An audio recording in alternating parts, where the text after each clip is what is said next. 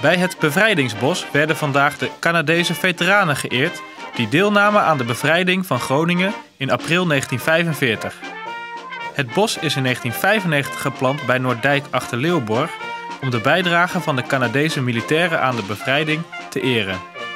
De bijeenkomst was voor de veteranen een moment om herinneringen op te halen aan hun verloren strijdmakkers. Ook nu nog waren de oud-militairen emotioneel over de gedachte aan de gebeurtenissen van 63 jaar geleden.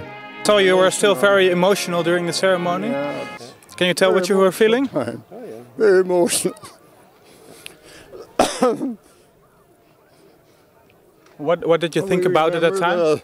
The people we lost, the people that you lost. So it's sad. Very sad time. How often do you think about it?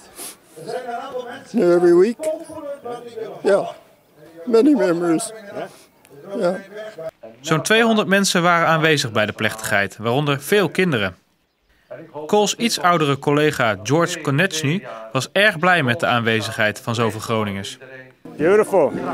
We came here last Friday and we've been royalty ever since. Where these people treat us like we were royalty and we had a wonderful time and we're doing a lot of ceremonial work which is nice and we'll remember this forever.